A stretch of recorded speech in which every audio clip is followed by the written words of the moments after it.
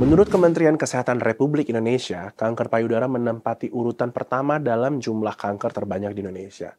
Bahkan, kanker payudara juga menjadi salah satu penyebab kematian terbanyak akibat kanker loh. Oleh karena itu, udah sepatutnya kita sama-sama mewaspadai kanker yang satu ini ya. Apalagi kanker payudara nggak cuma bisa menyerang wanita, tapi juga pria. Nah, cara paling sederhananya adalah mengetahui apa aja penyebabnya, beserta tanda dan gejala awalnya. Ini supaya penanganan bisa cepat dilakukan dan peluang kesembuhan pun diharapkan bisa lebih tinggi. Semuanya akan saya jelaskan di video ini.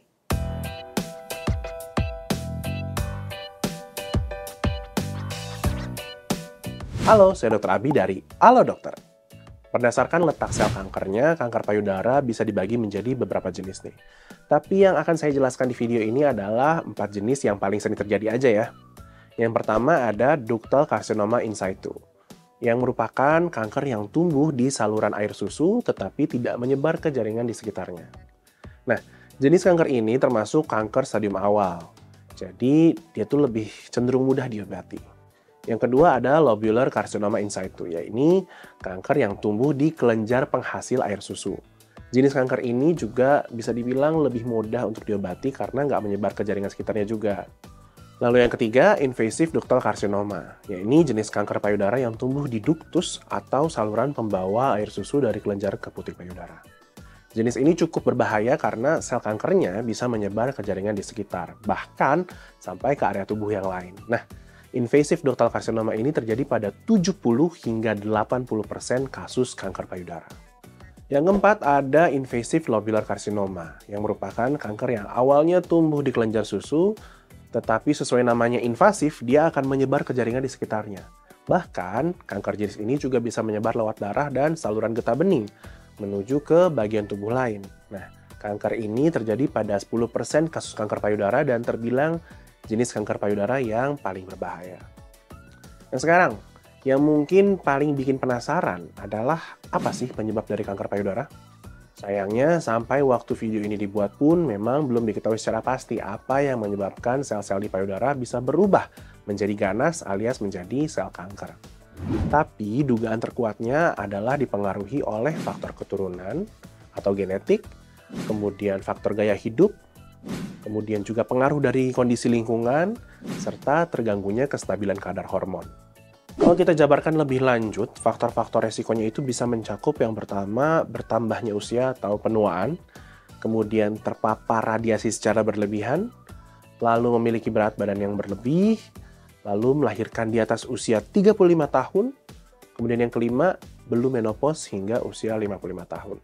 Nah berikutnya bisa juga karena menstruasi yang terlalu muda, misalkan di bawah 12 tahun, kemudian menjalani terapi pengganti hormon estrogen dan juga progesteron, lalu pernah menderita kanker payudara sebelumnya, jadi berulang ya kalau yang ini. Lalu adanya riwayat kanker payudara juga, misalkan pada keluarga. Kemudian memiliki kebiasaan yang tidak sehat seperti rutin mengonsumsi minuman beralkohol ataupun punya kebiasaan merokok.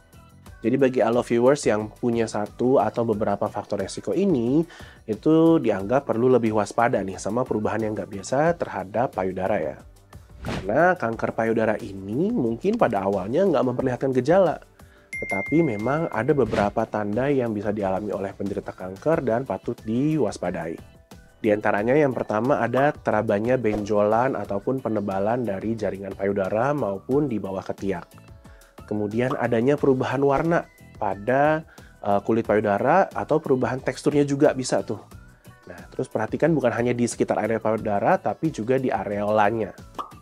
Yang ketiga, kulit di areola dan payudara mengelupas. Kalau tidak tahu areola, areola itu adalah area di sekitar payudara ya, yang mengelilingi puting payudara. Kemudian yang keempat, payudara yang terasa nyeri dan bengkak. Lalu yang kelima, adanya darah yang keluar dari puting payudara. Kemudian bisa juga adanya puting payudara yang terlihat tertarik ke arah dalam. Untuk memeriksa keberadaan benjolan, ada cara mandiri yang bisa kamu lakukan di rumah nih. Nama pemeriksaannya adalah sadari alias pemeriksaan payudara sendiri. Mungkin nggak begitu asing terdengar ya. Nah, pemeriksaan sadari ini bisa kamu lakukan dengan beberapa cara. Yang pertama, di depan cermin.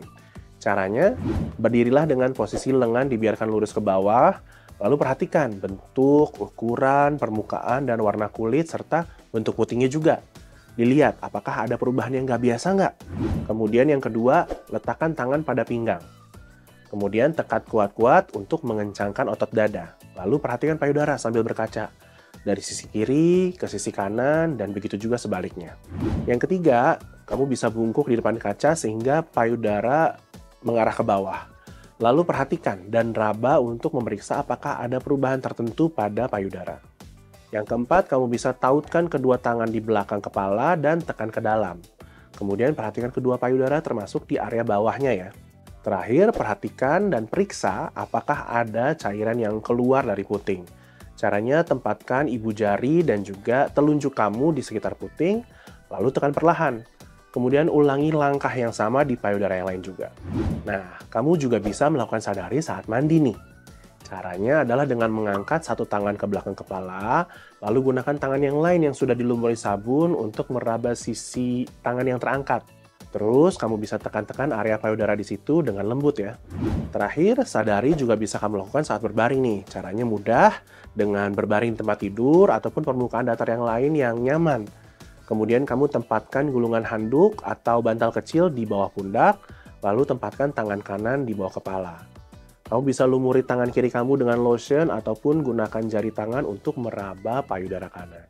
Kemudian, raba payudara searah dengan jarum jam dengan gerakan melingkar.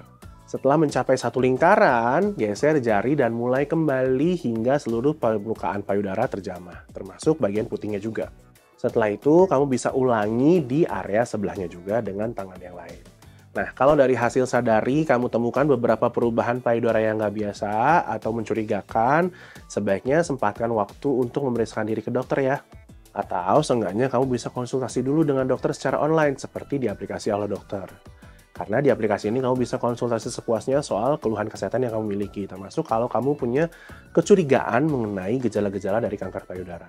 Nantinya kalau ternyata dokter merasa kondisi kamu cukup serius atau perlu pemeriksaan lebih lanjut, atau kamu perlu pemeriksaan secara langsung, maka bisa juga dibuatkan jadwal untuk janji konsultasi langsung di fasilitas kesehatan terdekat. Semuanya bisa kamu lakukan langsung lewat aplikasi Halo Dokter juga.